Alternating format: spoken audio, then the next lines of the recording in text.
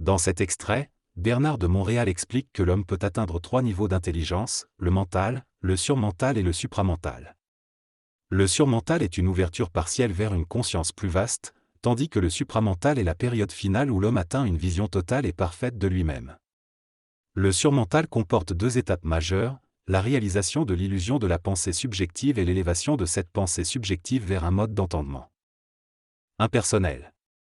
Cependant, le surmental n'est pas encore totalement dépourvu de la subjectivité de l'être, ce qui peut créer des interférences avec le supramental. Alors que l'être supramental possède une vision parfaite de la réalité, l'être surmental progresse graduellement vers une compréhension de lui-même qui lui permettra d'ouvrir la porte vers une conscience parfaite. L'être supramental est caractérisé par une intelligence stable et parfaite qui se suffit à elle-même, tandis que l'intelligence surmentale est encore sujette à des doutes et des émotions. Ainsi, l'être mental doit faire un examen de conscience et remettre en question sa mentalité inférieure afin de s'approcher du niveau surmental et supramental. Le passage du surmental au supramental est difficile en raison de l'imperfection du surmental. Dans l'être surmental, l'âme n'a pas encore un contrôle total sur l'ego, ce qui entraîne une certaine inconscience dans l'intelligence et des limites de compréhension. Ou est encore influencé par ses émotions et ne ressent pas suffisamment l'énergie de l'âme. L'être supramental, en revanche, est imprégné de l'âme et ne peut vivre sans elle. L'ego de l'être surmental doit encore obéir à certains instincts naturels, ce qui lui cause de la souffrance. Mais son être psychique se fait de plus en plus sentir, ce qui le libère de l'insatisfaction envers la vie terrestre.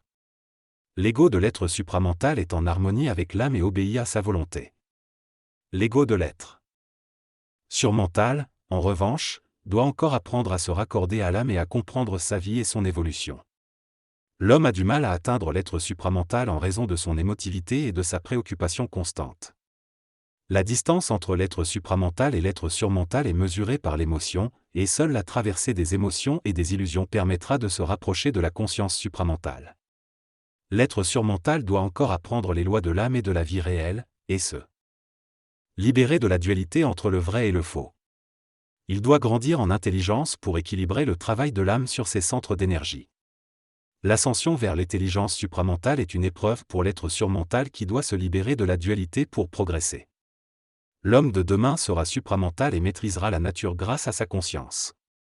Le passage de l'être surmental à l'être supramental est une condition d'immortalité fixée par l'âme, et non par des contacts extraterrestres.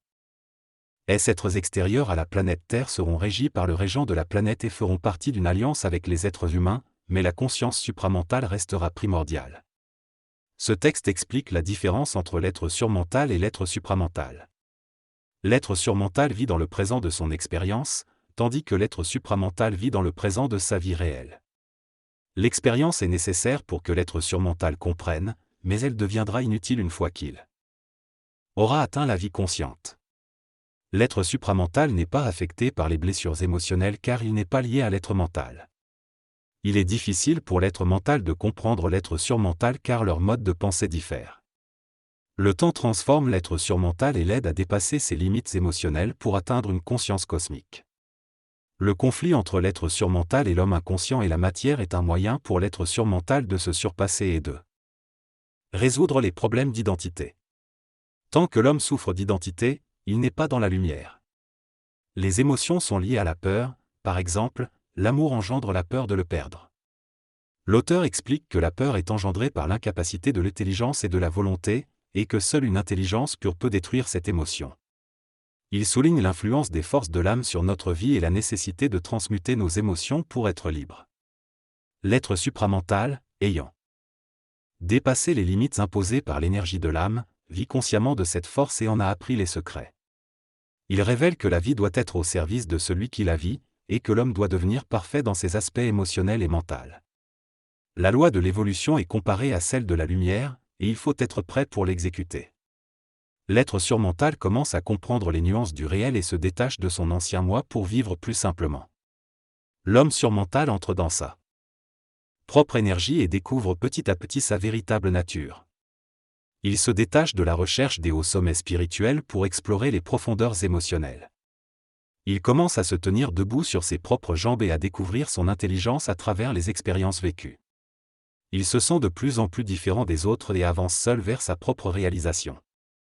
Il construit progressivement un pont vers une nouvelle terre, une vie nouvelle, où tout est réel et intégré. Il se nourrit des rencontres avec d'autres êtres similaires mais ressent encore le besoin d'être réconforté et rassuré. Le temps passe et l'être surmental transcende ses besoins. Le silence et le repos descendent sur lui, marquant la fin du combat. En se connectant à la vie et à l'intelligence en lui, il découvre sa destinée inscrite sur le mur de son intelligence. Cependant, il est parfois rappelé à sa propre limite de vision et ressent de la tristesse. Malgré les doutes et les questionnements, il continue d'avancer vers la connaissance et la réalisation de soi. Dans ce texte, il est évoqué la notion de 3 types d'êtres, l'être ordinaire, l'être surmental et l'être supramental. L'être ordinaire est celui qui souffre et qui cache ses connaissances, ne les partageant qu'avec ceux qui sont prêts à les recevoir. Il est fatigué et sait que ses paroles n'auront qu'un impact limité. L'être surmental, quant à lui, a dépassé cette souffrance. Il ne se soucie plus du passé car sa mémoire ne retient que ce qui est important dans le présent. Il n'a plus besoin d'apprendre de la vie car il la connaît déjà. Enfin, l'être supramental représente la progression de la vie vers un avenir nouveau. Il réalise combien il était ignorant auparavant et perd de l'énergie en se préoccupant trop de ce qu'il sera demain. La peine de la vie est vue comme une peine de mort, tandis que la joie de la vie est l'immortalité. L'objectif de ces distinctions est de préparer ceux qui vivront demain à travers de nouvelles connaissances et expériences.